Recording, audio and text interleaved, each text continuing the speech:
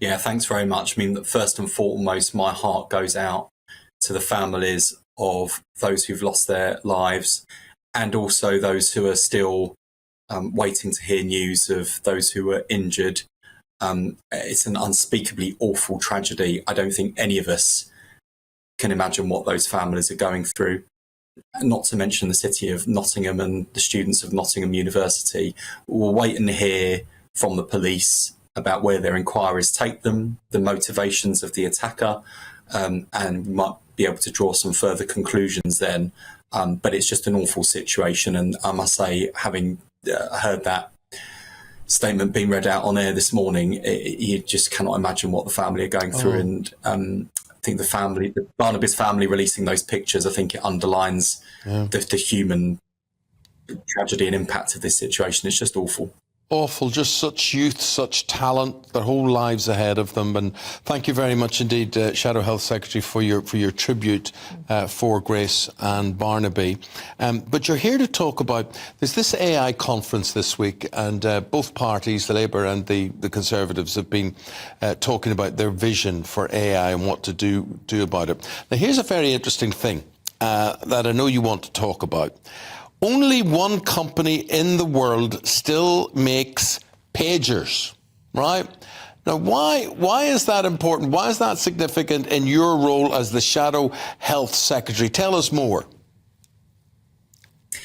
Because despite repeated promises to purge the pager and axe the fax, the NHS is still using technology that most of us thought was consigned to kind of the 90s and the noughties, and the NHS hasn't kept up pace. And I think that would be important for us to deal with in any context or situation. But when the NHS is going through what is objectively the worst crisis in its history, it's even more important that we make the changes that are needed to get both better value for taxpayers' money, because the public finances are in a mess, and also better outcomes for patients. If you take breast cancer diagnosis, for example, using AI, we can free up about 30% of capacity for radiologists who are in short supply, enabling them to do more work that only they can do, and also get 16% better outcomes for patients, which is the most important thing in terms of the only thing I would say to you, Shadow Health Secretary, is if the government was going around buying fancy telephones and communication devices and iPads and all sorts of things, you guys could be the first to stand up and say, we need cardiograph machines, we don't need iPads. Well, I think it is important. I mean, talk to the staff of the NHS. I'll tell you what, the biggest critics of creaking IT infrastructure are the people that are suffering with it. And, you know, for example, Labour's candidate in Glasgow South West, he's a surgeon.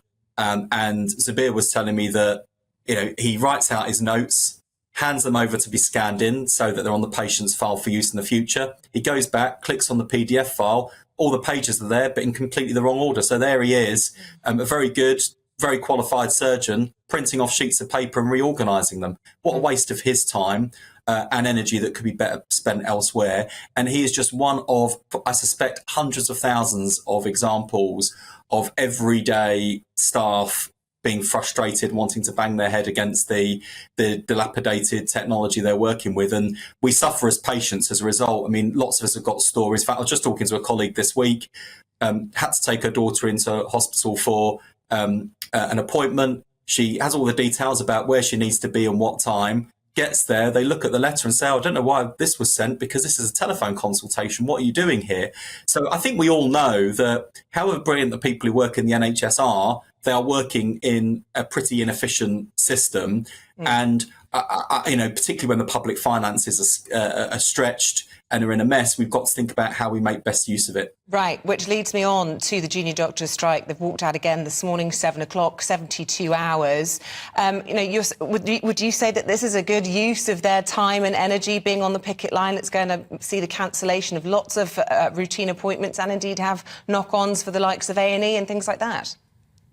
I mean, given the impact it's going to have in terms of delayed and cancelled appointments and the disruption to patients, I wish they were at work today. And by the way, so do they. I think the problem we've got is the lack of a table for them to go and negotiate around with government. And my message to Rishi Sunak is, if you've got an hour to spend with Boris Johnson negotiating gongs and peerages for Tory cronies, can't you at least spend at least an hour trying to resolve the junior doctors dispute? Well, they have tried, in fairness, and they've brought in third party in all of this. And, they're resolutely asking for 35%. Now, what would Labour offer? The government's got 5%. You clearly have to say where you would be in all of this. I don't think they've brought in the third-party arbitration. I mean, that wouldn't be a bad idea, actually, I think, to resolve the dispute at this stage. If the Prime Minister can't sort it out, and I think calling in ACAS isn't a bad idea. I've said to the junior doctors, quite honestly, look, if I said I was going to deliver 35% overnight, you shouldn't believe me. Look at the state of the public finances. And I'm not going to be one of those politicians who says one thing before an election and then lets people down afterwards. We'd be willing to negotiate, and people can judge us on our record. When we were last in government, we got the economy growing, which meant we could invest in our public services and pay without hiking up people's taxes. But we are being pretty hard-headed at the moment, and we're getting lots of criticism for ruling out spending on this, that or the other. It's not because we're being particularly mean-fisted. It's because we want to make sure the promises we make are promises that we can keep. And I've got to be honest about the state of the public finances. The Conservatives are leaving them in an almighty mess. So I think we've got to just be careful about the promises we make. We've heard this morning growth at 0.2% for April. The economy is growing under the Conservatives.